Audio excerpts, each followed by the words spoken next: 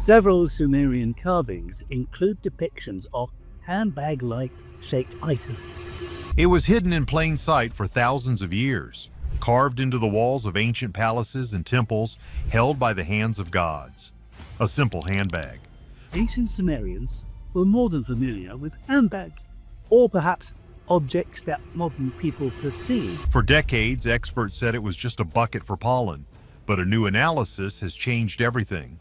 This isn't a basket. It's a message. It appears in Iraq, Turkey, and Mexico across oceans and thousands of years. And now, for the first time, we might finally know what was inside. The answer is terrifying. The discovery that broke archaeology. The story starts in the heat and dust of what is now Iraq.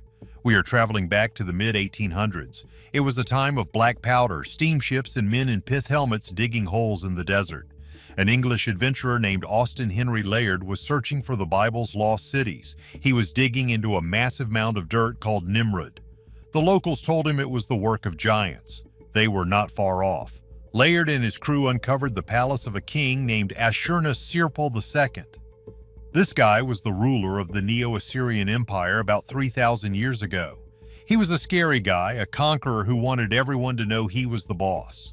As the workers brushed away tons of sand, they hit stone, massive slabs of gypsum alabaster. These walls were lined with reliefs, huge carvings standing over 9 feet tall. When the dust settled, Layard found himself staring at something that gave him chills. The figures on the walls were not human. They had the bodies of muscular men but the heads of eagles. They had massive wings spreading out behind them.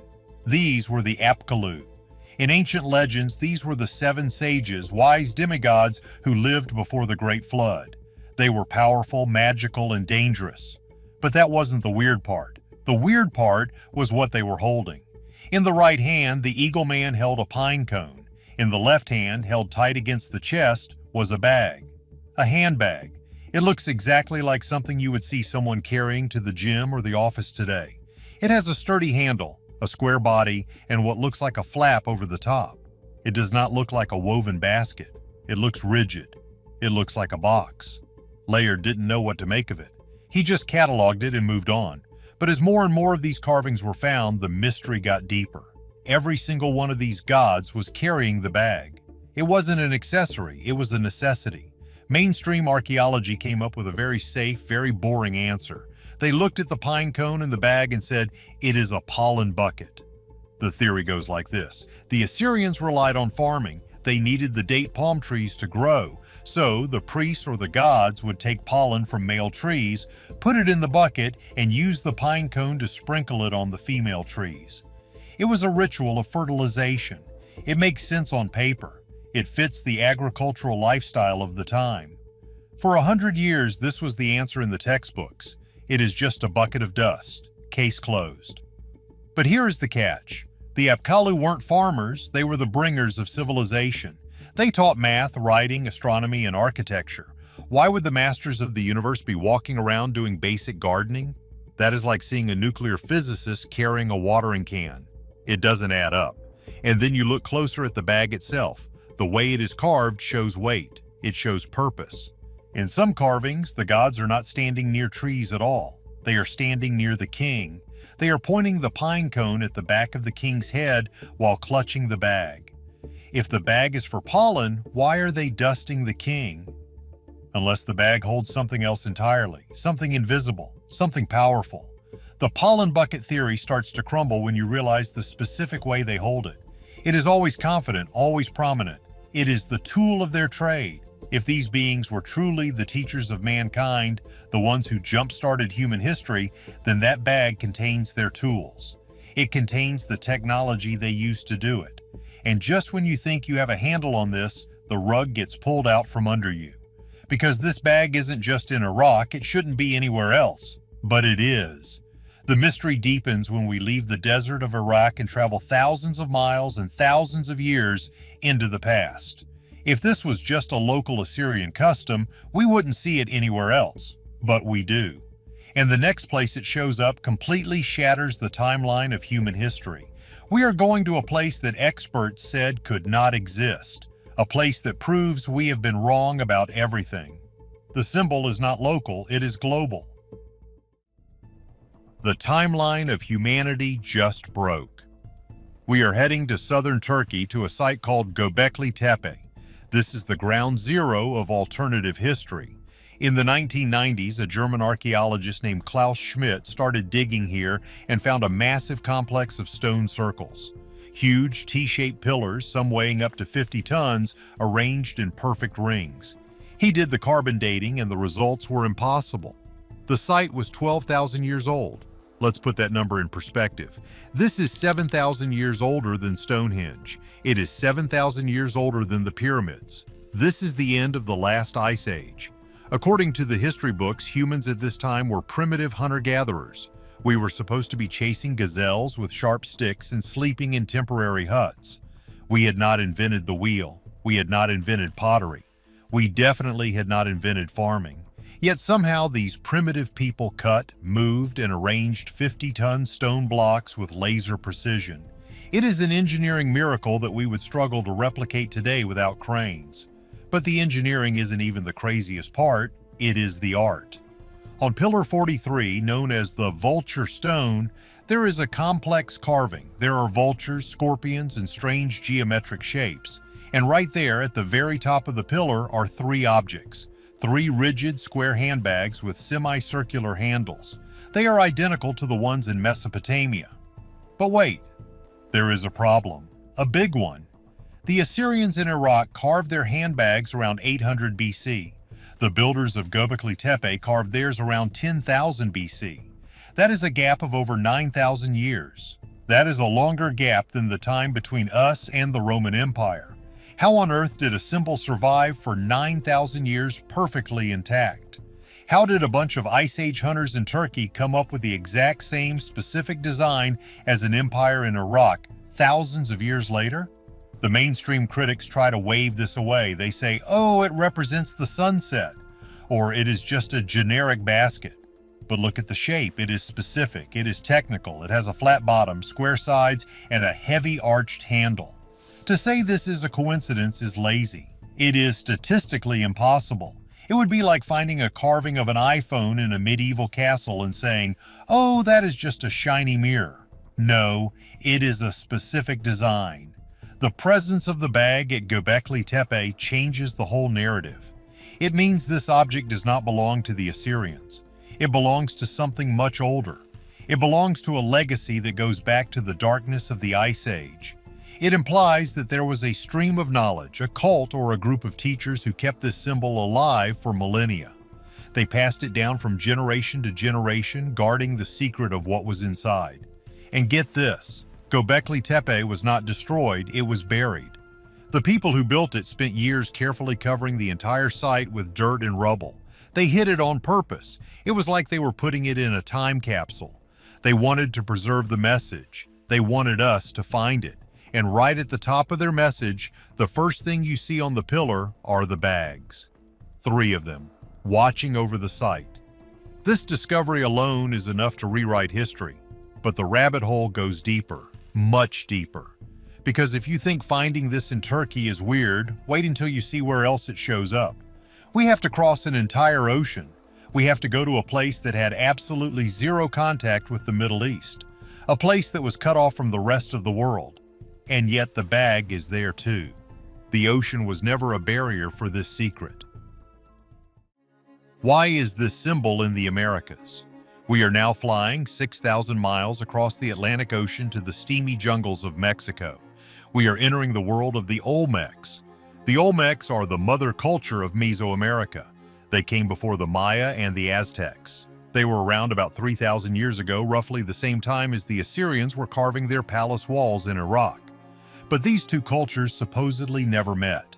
They didn't have phones, they didn't have Zoom, they didn't have transatlantic flights. Yet at the site of La Venta, there is a stone monument known as Stela 19. It shows a figure. This is believed to be an early depiction of Quetzalcoatl, the feathered serpent god. He is sitting inside the coils of a giant snake, and in his hand, held with a firm grip, is the bag, the same rigid square bag with the arched handle. It is undeniable. You can put the photo of the Assyrian carving next to the Olmec carving and they look like they were made by the same artist. But one is in the desert of Iraq and the other is in the jungle of Mexico. How? The mainstream answer is convergent evolution. This is the idea that two people can come up with the same idea independently, like two people inventing the bow and arrow. Sure, a basket is a simple thing, but this isn't a simple basket.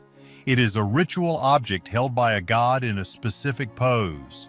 And it doesn't stop with the Olmecs. Later, the Toltec civilization built massive statues of warriors at Tula. These giants stand on top of a pyramid looking out over the horizon. In their hands, they hold strange objects at their sides. While some look like throwers for spears, others look exactly like the square-handled bags. Now let's jump to the middle of the Pacific Ocean. New Zealand. The Maori people have been there for less than 1,000 years, but their oral history goes back much further. They have a legend about their ancestor god, Tane. The story says Tane climbed to the highest heaven to retrieve knowledge for humanity. When he came back, he didn't bring a book or a tablet, he brought 3 baskets. The 3 Keet of knowledge. These baskets contained everything: the knowledge of peace, the knowledge of war, and the knowledge of agriculture and building. The concept is identical to the Oan's myth in Mesopotamia. A godlike being goes to a supernatural realm and brings back civilization in a container. A basket. A bag.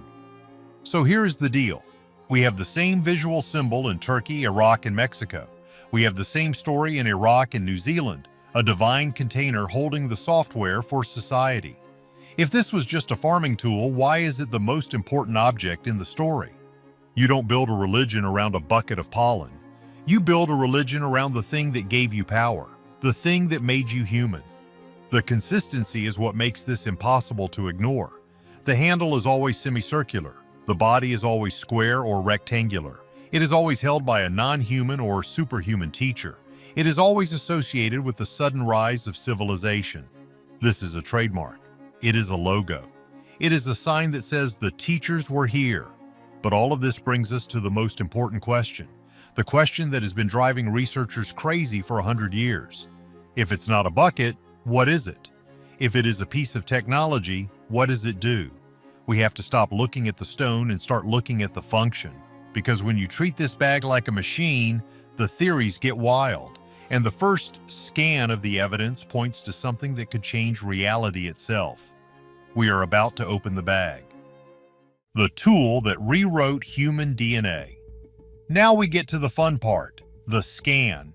Since we can't physically X-ray a stone carving, we have to scan the function. We have to look at what these gods achieved and reverse engineer the tool they used to do it. Let's look at the battery theory. In ancient Egypt, the Djed pillar is a symbol of stability, but it looks suspiciously like an electrical insulator. In Baghdad, they actually found ancient batteries, clay pots with copper cylinders and iron rods that could generate a low-voltage charge. We know the ancients knew something about electricity. Now look at the bag again, a box with a heavy handle. What does that look like to a modern eye? It looks like a heavy-duty battery pack, like a car battery or a portable generator. If the Apkallu and the builders of Gobekli Tepe were using advanced tools, maybe to cut those 50-ton stones with sound waves or lasers, they would need a power source. You can't plug a drill into a sand dune. You need a portable reactor. Imagine the bag contains a high-density energy source, maybe something nuclear, maybe something crystalline. This would explain why it is always held. It is the juice. Without the bag, their magic doesn't work. The pine cone they hold in the other hand, that's the device. That's the emitter. The bag is the battery. The cone is the tool. They are connected. Now let's look at the genetic kit theory. This one is even spookier. In the Sumerian carvings, the Apkallu are often shown pointing the pine cone at the tree of life. But sometimes they point it at the king. The mainstream says they are blessing him. But what if they are rewriting him? We know that human evolution took a massive, unexplained leap about 50,000 years ago and then another one around 12,000 years ago. Our brains got bigger. We started making art, language, and complex tools almost overnight. It is called the Great Leap Forward. Scientists still can't fully explain it. What if the bag is a cooler a mobile medical unit containing biological material, DNA, retroviruses, the seeds of life, but not wheat seeds, genetic seeds. The cone is a delivery device like a syringeless injector or a viral scanner. The gods weren't purifying the king, they were upgrading his immune system. They were splicing his genes to make him smarter, stronger, and more godlike. This fits the story of Oannes perfectly. He didn't just teach them, he changed them. He took a primitive creature and turned it into a civilized human. The bag was the lab. And then there is the holographic theory. This one sounds like science fiction, but hear me out. The Aboriginal elders in Australia talk about the dream time, a reality that exists alongside ours. The Gnostics talked about this world being a simulation or a copy. What if the bag is a projector, a device that manifests reality? Think of a 3D printer but for matter. The gods visualize a wall and the device in the bag arranges the atoms to build it. This would explain how they built the polygonal walls in Peru, where the stones fit together like a jigsaw puzzle in shapes that are impossible to cut. They didn't cut them, they manifested them. They softened the rock and molded it. The bag held the frequency generator that kept the rock soft until it was in place. It sounds crazy, but look at what we have today. We have laptops that hold all human knowledge. We have phones that can access satellites. To a person from the Stone Age, an iPhone is a magic mirror held by a god. If you show a caveman a flashlight, he thinks you are holding a piece of the sun. We are looking at these stone carvings with the eyes of the caveman. We see a basket. But if we had the eyes of the gods, we might see a computer. There is one more possibility, one that is very dark. Maybe the bag wasn't for giving. Maybe it was for taking.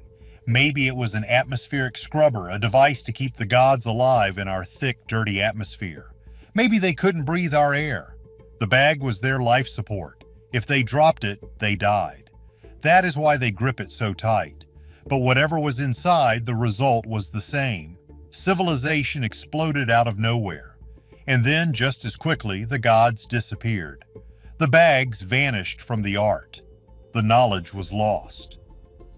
Or was it? There is a place where all secrets eventually end up. A place with miles of underground archives and a giant statue of a pine cone in the courtyard. The trail leads to Rome. The knowledge was never lost. It is a weird fact that the largest bronze pine cone in the world is not in a forest. It is in the Vatican. It is called the Fontana della Pina. It sits in a massive courtyard designed specifically for it.